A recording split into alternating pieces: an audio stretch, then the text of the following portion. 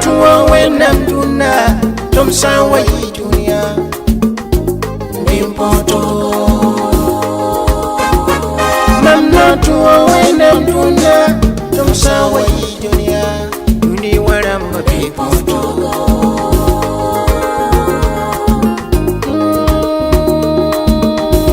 nisala foson libidin kabe nisala Adam diga nisala foson libidin kabe. Notre thème s'intitule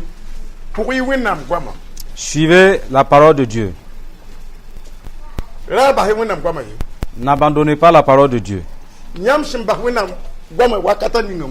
Au moment où vous allez abandonner la parole de Dieu, vous allez vous égarer. Vous vous égarez. Vous pouvez vous égarer si toutefois il vous manque la vigilance. Vous vous retrouvez au milieu du désert et toujours chanter à la chorale.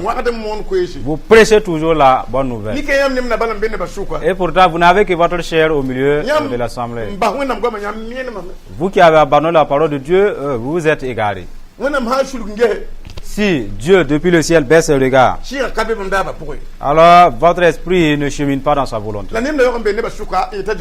Pourtant, votre corps continue de déambuler au milieu des saints et vous vous appelez saint. Devant Dieu, puisqu'il n'a pas su la parole de Dieu, il est égaré. Voyez que vous comprenez le sens de l'égarement, pour que cela puisse nous aider. Pour que des fois on ne s'égare pas loin dans la brousse. Et Dieu s'entretient avec vous que vous êtes égaré sans que vous puissiez l'entendre ni le percevoir.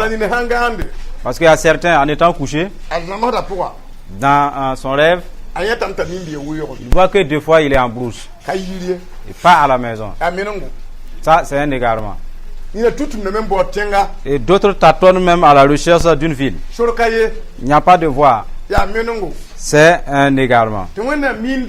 Et deux fois Dieu souhaite que ces gens s'asseyent, méditent, analysent leur vie et aillent se répandre pour revenir sur la bonne voie. Malgré tout, ils continuent de cheminer sur la voie. Dans la journée, un démon peut vous cogner.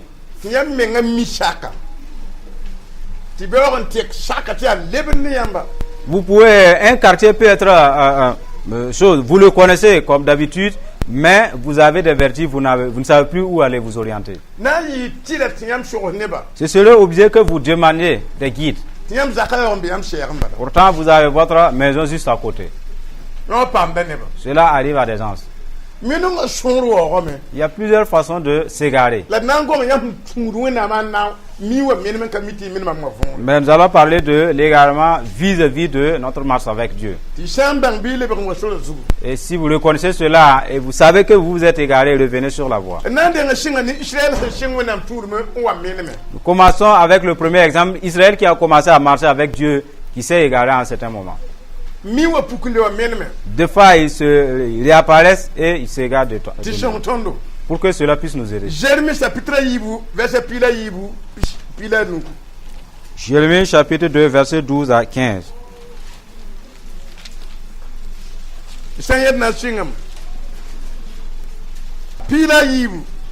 Jérémie chapitre 2, verset 12.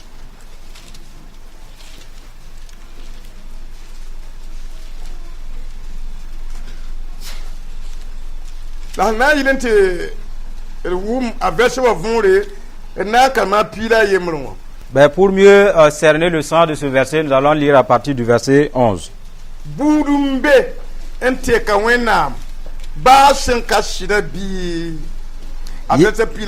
Y a-t-il une nation qui change ses dieux, quoi qu'il ne soit pas des dieux?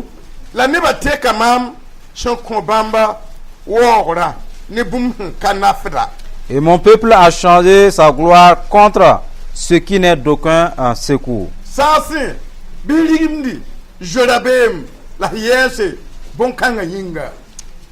Cieux, et soyez étonnés de cela, frémissez d'épouvante et d'horreur, dit l'Éternel.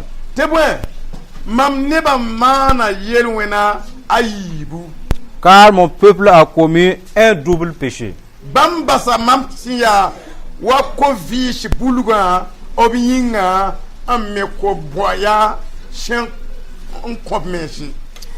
Ils m'ont abandonné, moi qui suis une source d'eau vive, pour se creuser des citernes crevassées. Des citernes crevassées qui ne retiennent pas d'eau. Israël est-il un esclave acheté ou né dans la maison? Pourquoi donc devient-il une proie? Contre lui, les lionceaux rugissent, poussent des cris. Et il ravage son pays. Ses villes sont brûlées. Il n'y a plus d'habitants. Voici la voie de l'égarement. Examinons ceux-là qui nous ont précédés à marcher avec Dieu. Et jusqu'au moment où ils ont changé leur façon de marcher avec Dieu. Dieu a invité à Jérémie à leur poser la question: est-ce qu'il y a une nation qui change ses dieux, quoique ce sont des idoles ou bien des adorateurs des mânes, des ancêtres? Est-ce qu'il n'y a jamais eu une nation qui change ses dieux?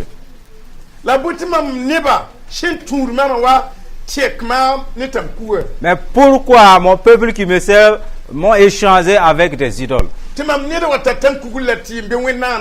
Et mon peuple a son idole ou une image taillée chez lui à la maison. À tel point que l'argent devienne un dieu, un idole de mon peuple. Jérémie, dis-leur. En fait, ils m'ont échangé. Ben, ils se sont égarés. Ils se sont égarés. Si jamais vous aimez l'argent, vous aimez un hôtel ou une idole, aimez votre image taillée, ou bien il y a un fétiche qu'on a félicité et vous l'aimez, Dieu dit: tu m'as échangé contre cette création. Je ne suis plus ton Dieu. Mais Dieu dit: Jérémie, transmets mon message au ciel. Dis aux cieux: tremblez. Gémissez. Parce que là c'est épouvantable. Pour mon peuple, en me servant, il me change avec d'autres choses qu'ils servent. Que les cieux soient épouvantés. Pas le peuple d'abord, le ciel d'abord. Notre Dieu est puissant. Des gens qui se sont tordus, ils ont changé de Dieu et le ciel même tremble.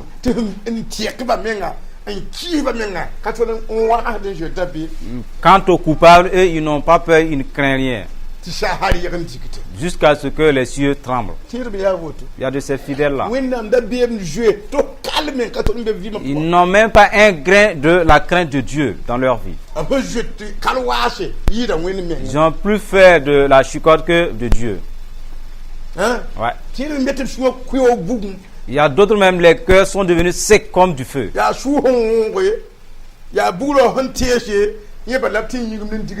Ce qu'ils ont peur, c'est une épée dégainée ou bien une arme à feu pointée sur eux. C'est là qu'ils peuvent trembler tout en s'agenouillant. Et pourtant, Dieu est plus qu'une arme à feu. Il est plus qu'une épée tranchante. Voyez. Dieu a dit: cieux, soyez étonnés. Tremblez. C'est parce que les cieux vivent qu'il en parle. Si le ciel n'était pas vivant, n'entendait pas, Dieu n'allait pas s'adresser à eux.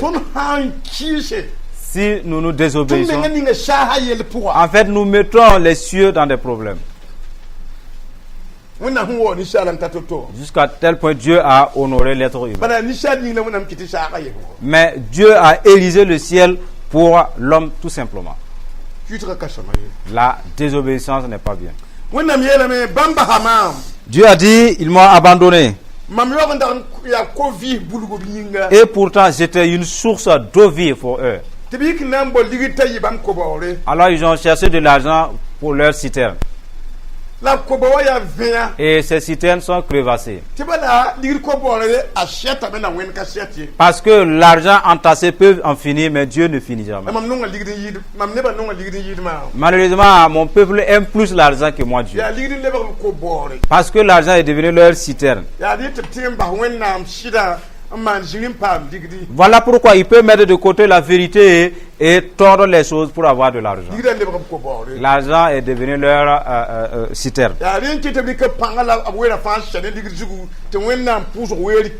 Voilà pourquoi ils investissent plus leur temps et leur force à la recherche de l'argent. Ils n'ont plus le temps de prier ni de méditer la parole de Dieu. Ils sont devenus des disciples de dimanche.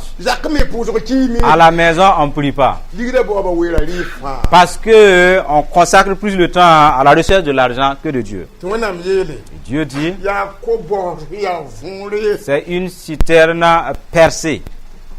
La citerne est crevassée. Parce que tu vas mourir de soif. C'est une citerne crevassée. Homme, la soif va t'emporter. Seul ton Dieu est une source d'eau vive et éternelle. Il est dit. En fait, Israël n'est pas né esclave. N'est pas né dans la servitude. Mais pourquoi? Israël est une proie. C'est parce qu'ils m'ont échangé. Se sont égarés. Sont dans la brousse. Jérémie. Dis-leur que là où il se trouve là, j'entends les rugissements des lions. Parce que ce n'est pas la place indiquée. J'entends le rugissement des lionceaux. Parce qu'ils ont eu leur proie en brousse. Pour ces égarés. C'est la proie de ces lionceaux-là qui ont abandonné Dieu. Les lions et les ours les attendent. Si quelqu'un s'égare, ce n'est pas bien. Parce que tu es une victime pour tes prédateurs. Alors là où nous avons lu, alors les lionceaux peuvent venir à bout d'un fils de Dieu. Si toutefois tu n'es plus avec Dieu, les ours peuvent emporter les fils de Dieu. Si toutefois ces fils se sont écartés, égarés loin de Dieu, les animaux sauvages en s'égarer n'est pas une bonne chose. La parole de Dieu nous dit, j'ai été arrêté et ils ont dévasté leur ville et cela a été brûlé. Personne n'y habite. Quelqu'un qui s'est écarté de Dieu et son foyer peut être brisé. Quelqu'un qui s'est écarté de Dieu. Nous vous ouvrons l'œil. Il se peut que votre maison n'est pas encore brisée dans votre abandon de Dieu. Merci à la vigilance. Et si vous vous repentez, alors votre maison ne va pas être brisée. Il y a certains qui se sont repentis. Et bien c'est après lui que la maison va en pâtir. Pas pendant qu'il est toujours en vie. Parce qu'il s'est repenti. Mais les enfants ne connaissent pas Dieu. Ils ne prient plus chez eux à la maison. La parole de Dieu n'y siège plus. Après lui, au moins il s'est repenti, mais après lui, la maison va s'écrouler. Voyez. Abandonner Dieu n'est pas bien. La parole de Dieu réprime cela. Tout homme ou toute femme qui a été appelé de Dieu, ne t'égare pas loin de moi. Ne t'écarte pas loin de moi. Reviens, demeure à moi. Chemine avec ma parole. Ne t'en va pas. La parole de Dieu réprime cela. Ne t'en va pas.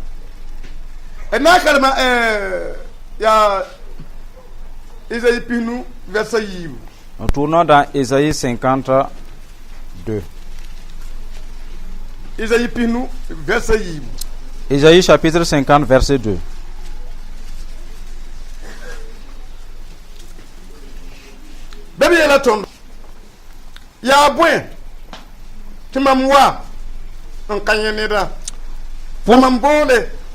an ka wum ne sakri mam nugu ya kwera an katin fa yam la mam pang po de me tem katin an shong yam la mam ta hamora ta kui. Je suis venu, pourquoi y avait-il personne? J'ai appelé, pourquoi personne n'a-t-il répondu? Ma main est-elle trop courte pour acheter? N'est-ce pas assez de force pour délivrer? Par ma menace, je décherche la mer. Dans ce passage-là, l'égarement est clair ici. Et Dieu dit, Israël s'est égaré là. Je suis venu et je n'ai trouvé personne. Pourtant, ils étaient remplis dans les églises, ils étaient pleins en ville. Arrivé, Dieu ne voit personne. De là, il a appelé. Personne n'a répondu. Quand ils ont changé de Dieu après, en suivant d'autres dieux, ils ne pouvaient plus écouter le vrai Dieu. Écouter la parole de Dieu, ce n'est plus possible. C'est pourquoi, si vous détournez comme ces gens se sont détournés de Dieu, et vous allez entendre la parole de Dieu, et que cela vous imprègne, pour que vous puissiez vous repentir, vous ne pouvez plus. Autre chose vous conduit maintenant. Et se détourner de Dieu n'est pas bien. Tout ce qui a toujours le souffle de vie a toujours la grâce. Et en entendant cela, qu'il se répande. Dieu a dit, je suis fort. Je menace la mer à sec. Et mon fils est entrelacé sans que je puisse le délivrer. Mais puisqu'il n'est plus avec moi, il m'a changé. L'argent est devenu son Dieu. Et même son service, c'est son Dieu. Je n'ai plus de temps dans sa vie. Et le temps imparti pour ma gloire, mon adoration, il utilise cela pour chercher son Père. Il s'est égaré. Quelqu'un peut changer de Dieu tout en étant toujours en vie. Tout en étant en vie. Il a d'autres dieux et en vie toujours. C'est ce qui est arrivé au peuple d'Israël. N'imitez pas de telles voix. La parole dit qu'après l'égarement, Dieu a démontré ce qu'il voyait, ce sont des lions et des carnivores. Ce qu'il voyait. Il ne voit pas le ciel là-bas. Il ne voit pas le ciel parmi eux. Il ne voit même pas le soleil. Et si tu te détournes de Dieu, le signe, c'est la tristesse qui t'anime. Et si tu ne te répands pas pendant la tristesse, alors tu vas faire face au lion affamé. C'est la parole de Dieu qui le rapporte. Tournons dans Ézéchiel 33, 10.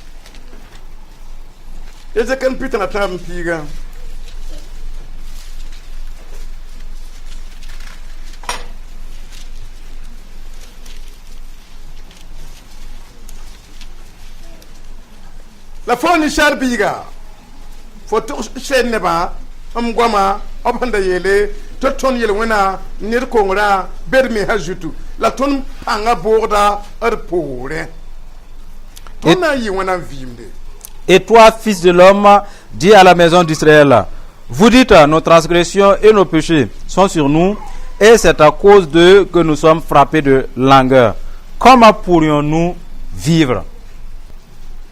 Dis-leur,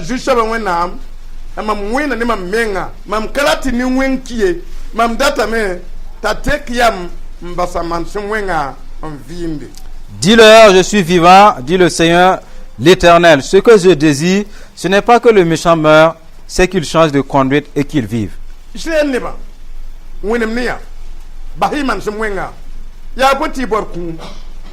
La fournisseur biga, yelef neba, tini shong shamba hashomlom, man wenga, ayel somakan le farayi. La ni wing sambas, ayel wena, akana sham, ayel wena yingi. Revenez, revenez de votre mauvaise voie, et pourquoi mourrez-vous, maison d'Israël?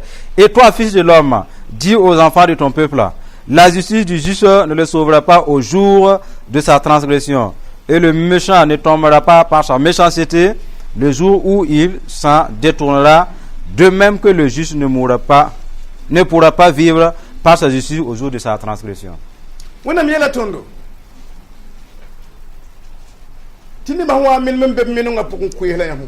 Dieu nous rapporte, voici les propos des gens quand ils étaient dans leur égarement. Ils n'étaient plus dans la présence de Dieu. Alors ils demeurent dans le péché maintenant, dans le mensonge, dans le vol, dans l'impudicité, dans la jalousie, dans l'idolâtrie. Voici les propos d'égarement. Comment pourrions-nous vivre? Parce que nous sommes faibles, nous devenons de plus en plus faibles. Et pourtant, des lions nous rencontrent. N'ont pas la force pour les résister. Comment pourrions-nous vivre? Et les sorciers sont prêts. Des majeurs d'âmes sont prêts. Voici ce qu'ils étaient en train de dire. Parce que nous sommes languissants. C'est cette maladie qui a contaminé le corps de Christ de nos jours. Toi, tu prends l'alcool et tu veux la puissance de Dieu. Tu commets l'impudicité, tu veux la puissance de Dieu. Tu trahis, tu voles et malgré tout, tu veux la puissance de Dieu. Tu ne fais que mentir et tu désires la puissance. Mais toutes ces actions n'amènent que la faiblesse. C'est la parole de Dieu qui le dit. Et Dieu dit, ils ont dit, ce que nous voyons, nous n'avons pas la vie. Celui-là qui est devenu faible, dans de tels combats acharnés, espérant le ciel, et pourtant le combat est là. Il n'y a pas d'issue possible. Si en étant assis, tout traîne chez vous, quand même, soyez sages. Si vous êtes quelqu'un qui ne prie plus, et au ciel on n'entend plus parler de vous, pourtant vous êtes faible, et votre victoire, votre force est réservée au ciel, alors c'est par votre prière que vous allez amener le secours et la puissance du ciel pour vous aider. Vous ne pouvez plus amener la puissance de Dieu à votre niveau. La parole déclare qu'il y a des mangeurs.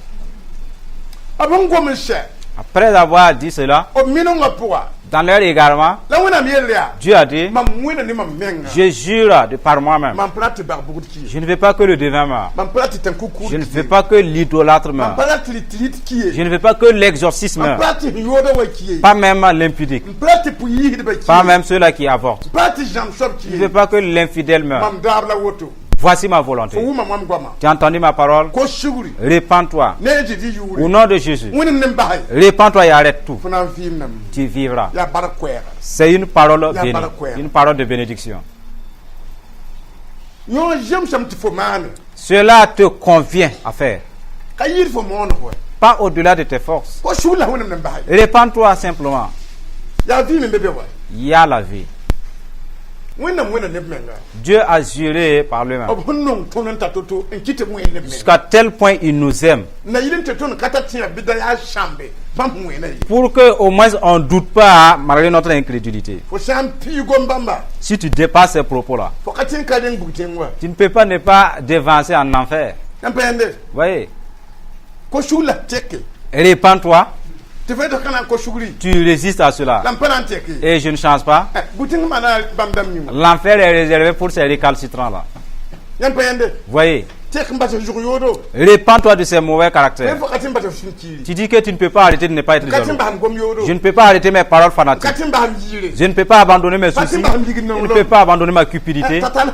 Alors ces comportements vont t'amener. Tout ce qui est mauvais chemine en enfer. Homme. Alors résous tes problèmes pour que tes problèmes s'en aillent seuls. Femme. Devance toutes choses, résous tes problèmes et que ces problèmes s'en aillent seuls. Sinon, à son départ, si tu es dans ses mains, ces problèmes vont t'emporter. C'est la parole de Dieu qui nous le dit. Dieu ne veut pas qu'aucune personne d'entre nous périsse. Il dit que si il déclare sauver une femme, la purifier par le sang de l'agneau, elle compte sur sa purification. Elle se lève, elle commence à fréquenter les boîtes de nuit. Elle prend l'alcool en cachette. Et après, à une certaine habitude, elle n'a plus peur. Et il change les femmes. Et c'est une vie dépravée. Dieu dit, ça c'est toi-même qui as cherché la mort. En fait, c'est même pas le diable qui est venu te chercher. La mort était à sa place. Tu es allé la réveiller parce que tu as besoin d'elle. Toi-même tu es allé chercher la mort. La mort infernale. C'est toi qui es allé la réveiller. Voyez, il y a de ces agissements-là qui appellent, qui invoquent la mort. C'est sans importance aussi. Ne faites pas ce qui va vous tuer. Nous repartons dans Jérémie 31-33.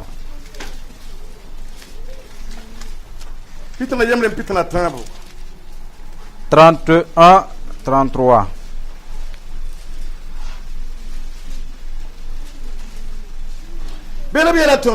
Il est dit dans ce passage.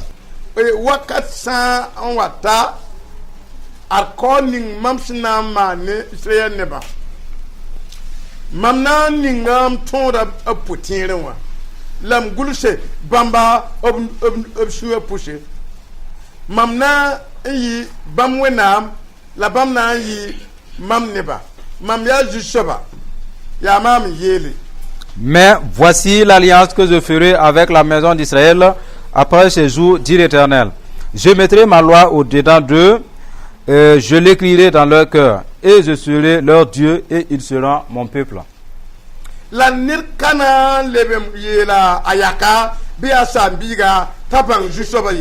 Celui-ci n'enseignera plus son prochain, ni celui-là son frère, en disant, connaissez l'Éternel.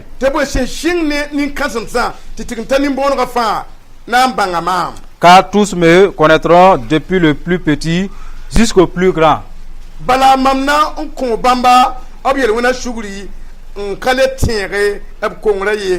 Car je pardonnerai leur iniquité et je ne me souviendrai plus de leurs péchés, dit l'Éternel. La parole de Dieu nous informe. Le temps viendra où je vais traiter une nouvelle alliance avec ces gens qui étaient égarés. C'est cette alliance qui va entraîner ce peuple dans ma parole de Dieu. Voici cette alliance. J'avais mis ma loi incorruptible sur des pierres taillées. Cela a été transcrit dans des livres.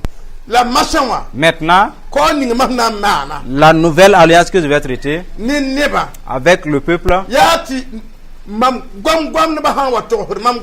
c'est que pendant que mes prédicateurs prêcheraient la parole, du fait que j'ai honoré ma parole, et je vais me tenir pendant la prédication de ma parole.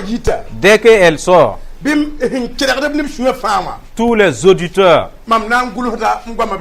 j'irai transcrire ces propos dans leur cœur. Je vais réécrire ces propos dans leur cœur. Tu deviendras ma pierre taillée. Ton cœur deviendra ma pierre taillée. Je vais écrire toutes mes lois là-bas.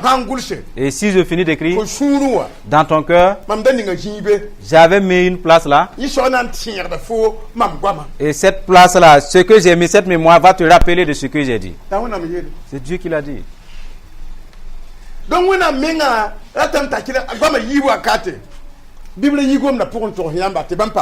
Dieu souhaite que pendant la prédication, que le prédicateur ne quitte pas hors de la parole pour que lui il puisse transcrire dans vos cœurs.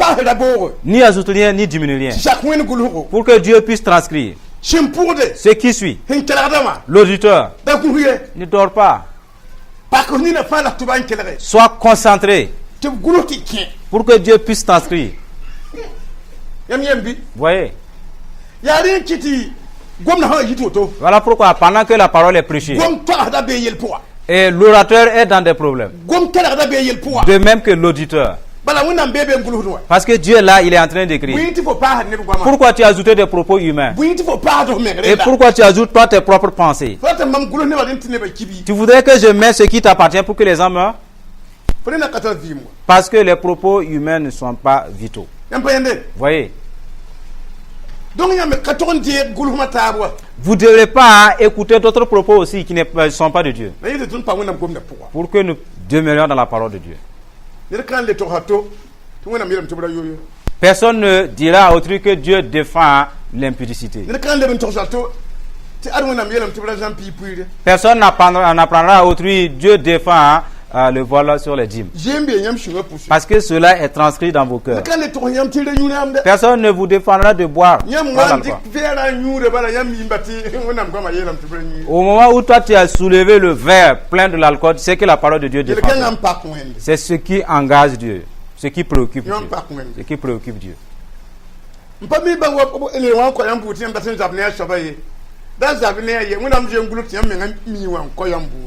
Je ne sais pas si quelqu'un parle de vous et puis alors vous voulez vous en prendre à lui. Non, le fait que Dieu ait déjà écrit cela en vous, c'est la parole de Dieu qui vous juge. Personne n'ira avec vous dans une chambre de passe. Néanmoins, la parole en vous va partir avec vous plus que dans une chambre noire. Si tu te mets devant une idole, la parole va partir avec toi. Qu'est-ce que je t'ai dit? La parole en toi te juge. En fait, nous ne pouvons pas nous échapper. Je vais vous dire quelque chose de nouveau. Si ce n'est pas vous et moi. Pour que Dieu puisse transcrire sa parole dans l'un cœur, c'est difficile. Vous n'êtes pas des gens ordinaires. Vous êtes des choix de Dieu. Les démons même lisent. Non, ici, là, Dieu a déjà écrit quelque chose. Même s'il désobéit, au moins il désobéit. Si vous désobéissez, ce n'est pas bien. Voyez. Maintenez, gardez la parole de Dieu. Suivez la parole de Dieu. Pour ne pas vous égarer. Pour ne pas vous égarer. La parole est en vous. Personne ne sait. C'est la façon dont tu vas l'investir qui va manifester. Et les gens verront en témoin. Lui là, c'est une femme de Dieu. Voyez ses œuvres, non? Lui là, c'est un homme de Dieu. N'écoutez pas, n'écoutez-vous pas. C'est en cela que les gens sauront qui vous êtes. C'est en cela.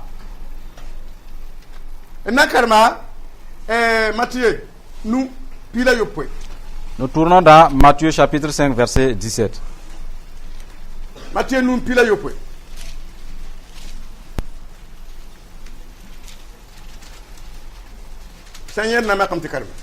Matthieu 5 17. Si vous y êtes, nous allons le lire.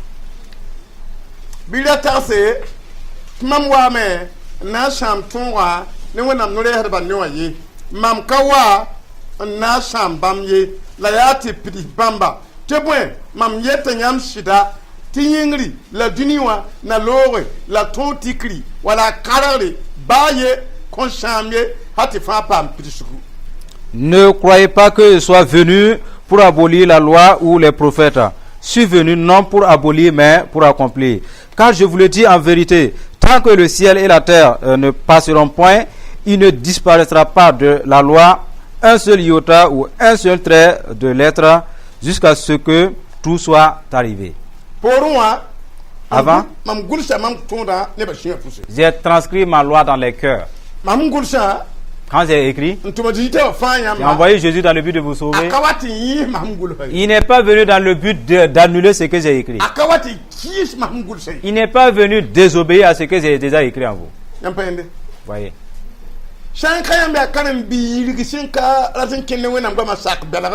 À moins que vous êtes prêt à vous égarer, si jamais quelqu'un diminue la parole de Dieu pour vous donner, fuyez loin de cette personne-là. Concernant la volonté de Jésus, qu'il n'y ait pas cette pensée dans la vie d'un homme ou une femme qui a été sauvé et qu'il pense que Jésus est venu abolir la loi et les prophètes. Ne pensez jamais à ça. Jésus en personne l'a déclaré. Et en ayant de telles pensées, en fait, vous vous trompez vous-même. La parole est devant. Les lois sont devant. Vous et moi nous suivons. Vous et moi nous suivons. Si tu désobéis, La loi que tu as désobéi, elle t'isole. Et parmi ceux-là qui obéissent, ça tu t'égares. Tu n'es plus parmi ceux-là qui obéissent. Après enseignement, si tu demandes pardon à Dieu, alors on te reclasse. Et c'est le sens même fait que Jésus ait versé son sang. Je lis dans Luc 19, 10. Luc chapitre 19, verset 10.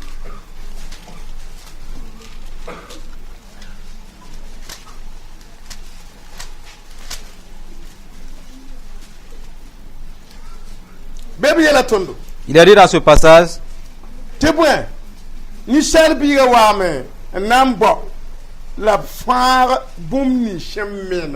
car le Fils de l'homme est venu chercher et sauver ceux qui étaient perdus. Des gens qui ont abandonné la parole de Dieu, ils se sont égarés. Et pour ceux-là même qui n'ont même pas la parole de Dieu, appelés des païens, et ils sont égarés. Jésus a dit, je suis venu. C'est dans le but de rechercher ce qui est perdu. Voyez. Voici la mission assignée à Jésus. Parce qu'il manifeste la vérité. Pour que Jésus puisse voir retrouver ses brebis perdues. Parce qu'ils viendront se repentir. Dis clairement les choses. Que chacun reconnaisse son péché. Pour que Jésus puisse retrouver ses gens égarés. Telle est la volonté de Jésus. Je suis venu pour ceux-là qui sont égarés. Le dernier, c'est Luc 15, 4, 10. C'est le dernier passage. Nimburo ombeyam shukwa antarapi kwabaka tayemne mienme takabas piwe la wewa wera point on kenge mbo shamenemba hali tanye na yishanye anam palagala bagde ni shinuru yishan antayiri anam bola jorama ne ayaksan yelbiya bi man shinu ne mam timam ye mam pejo handa menma mam yeta yamba ti shinu go anajina azan point woto me yelwena saba yemre yamchinan teke tako shugringa ayira nintiri piwala we shanka bor shugru kosu avesa ni wala pubugumbe antara waki kweme piga tayemre menme takatuglu bugum on pihrowa on bonire hali nye na yishanye anambula jorama ne yarsanyele biman shunugo nimam timam ye amwaki kwenga nda menma mam yeta yamba tishunu be wena malek ramba suka awoto me yele wena shaba ayemre yam shinan teke takoshuguri. Nous lisons, quel homme d'entre vous, s'il a 100 brebis et qu'il en perde une, ne laisse les 99 autres dans le désert pour aller après celle qui est perdue jusqu'à ce qu'il la retrouve. Lorsqu'il l'a retrouvée, il la met avec joie sur ses épaules et de retour à la maison, il appelle ses amis et ses voisins et leur dit: réjouissez-vous avec moi car j'ai retrouvé ma brebis qui était perdue. De même, je vous le dis, il y aura plus de joie dans le ciel pour un seul pécheur qui se répand que pour 99 justes qui n'ont pas besoin de repentance. Ou quelle femme, si elle a 10 drachmes et qu'elle en perdait une, n'allume une lampe, ne balaie la maison et ne cherche avec soin jusqu'à ce qu'elle la retrouve. Lorsqu'elle l'a retrouvée, elle appelle ses amis et ses voisines et dit: réjouissez-vous avec moi car j'ai retrouvé ma drachme que j'avais perdue. De même, je vous le dis, il y aura de la joie devant les anges de Dieu pour un seul pécheur qui se répand. Amen. Deux paraboles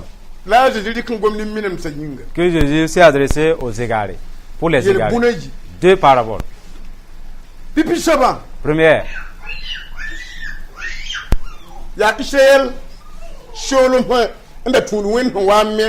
C'est quand le peuple d'Israël là, qui servait Dieu, quand il s'est égaré. Jésus est venu. Et c'était eux les 99. Il les a regroupés. Il les a arrêtés à un endroit. Et maintenant, il envoie son esprit dans le monde, établir des hommes et des femmes comme évangélistes et serviteurs, et chercher des âmes perdues, prêchant la bonne nouvelle pour des âmes perdues. Donc il y a c'est Israël les 99 qui ont été arrêtés, regroupés à quelque part. Arrivé en Israël, dès que vous parlez de Jésus, et ils vont vous répondre qu'ils attendent toujours le Messie. C'est vrai. Ils sont regroupés d'abord dans le but de nous sauver, nous qui sommes perdus, et des nations étrangères. C'est nous les égarés.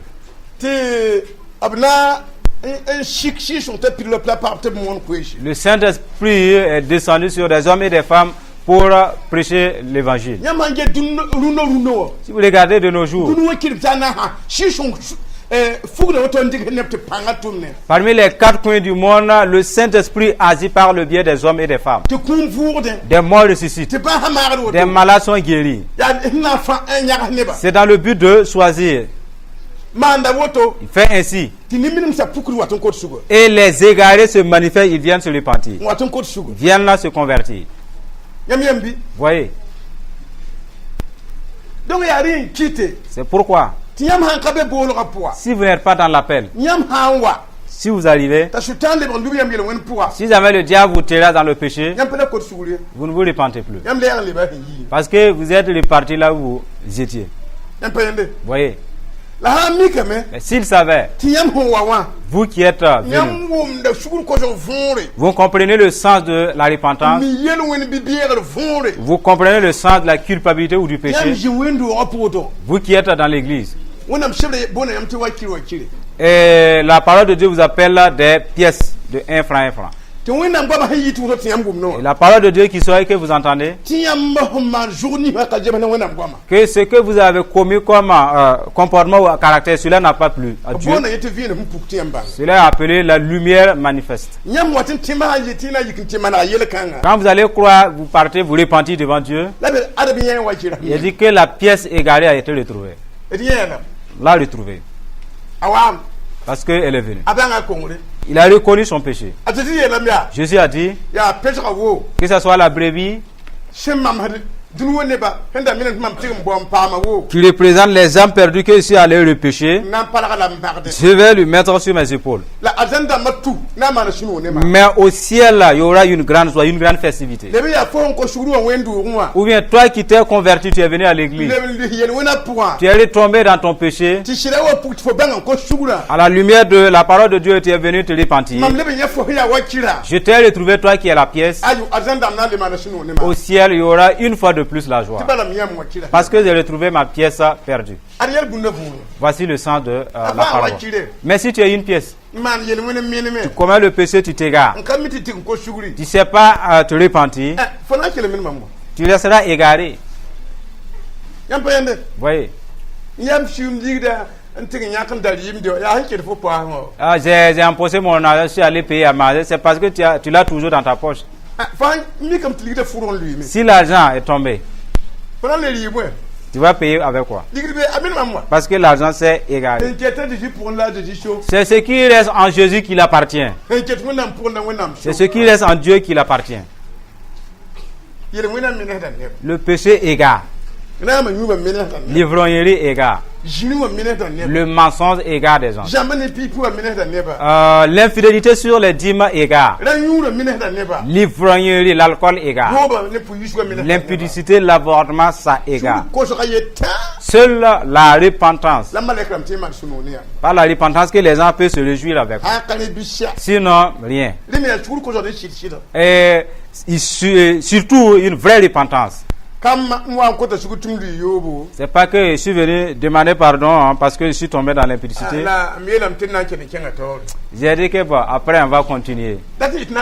Oui, c'est pas encore fini. Là, c'est pas une repentance. Voyez.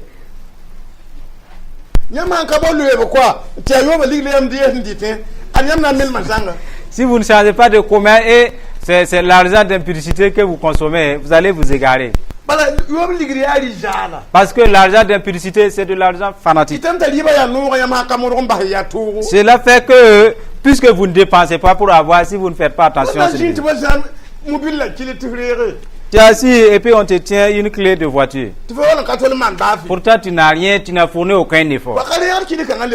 Si tu prends cette clé-là, tu ne peux plus t'empêcher de commettre l'adultère. Voyez. Ou bien on te remarque, on vient t'indiquer une cour bien bâtie pour l'impudicité. Viens, est-ce que cela te convient? Comment tu pourrais l'arrêter? Cela égare. Gloire à Dieu.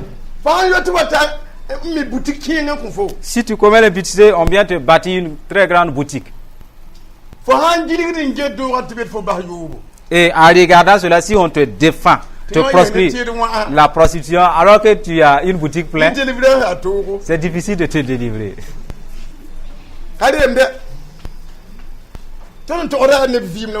En fait, ce sont des vies, des gens y vivent.